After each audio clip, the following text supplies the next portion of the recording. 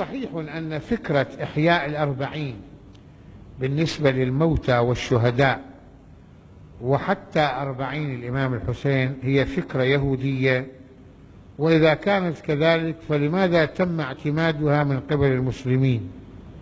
ليس من الضروري أن تكون كل أفكار الذي موجودة في التاريخ اليهودي سيئة، ليس من الضروري ذلك. قد يكون بعض الأشياء مصدرها ديني، ثم الواقع بالإسلام ما عندنا 40 أصلا. بالتشريع الإسلامي ما في عندنا لا أسبوع 7 ولا في عندنا 40.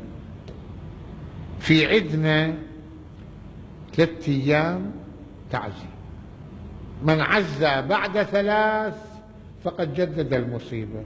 3 أيام سكروا الباب، انسوا الميت خلاص، بس اذكروه بالدعاء وبالصدقة.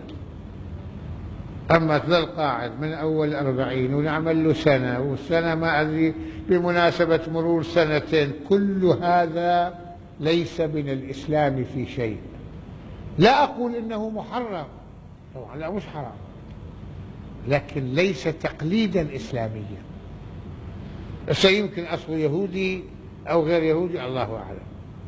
ربما يرى بعض المسلمين أنها مناسبة لاجتماع الناس، وخصوصا أنه يصير وعظ ويصير إرشاد ويصير تلاقي الناس، فيها إيجابيات.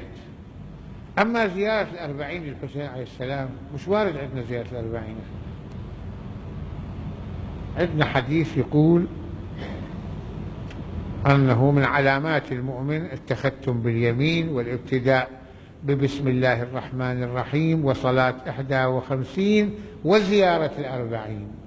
بعض الناس فسروا زيارة 40 يعني زيارة 40 زيارة الحسين في يوم 40. لا مش هيك، زيارة 40 مؤمن بس. طبعا حسين شهيد وإمام وهذا، فإذا مثل ما لازم 10 أيام هذا لازم نعمل 40 هذا، ولا هي ما في. المستحبات زيارة عرفة، زيارة عاشوراء، زيارة نصف شعبان. أما زيارة 40 ما فيها استحباب، ما في ضرر بأن الناس تروح يوم 40 تزور الحسين. في كل يوم نزور الحسين سلام الله عليه، في كل يوم نزور السيدة زينب. والزيارة هي بحسب ما احنا نفهمها، الزيارة سياح يعني رحلة ثقافية، مو بس تقعد تقرأ الزيارة بدون فهم. توقف تتفهم كلمات الزيارة، تتصور مثلا الحسين سلام الله عليه كيف كان، ما هي أخلاقه، ما هو علمه، ما هو جهاده، ما هي هذا. الزيارة أصبحت مجرد روتين مثل الروتين هذا الآن.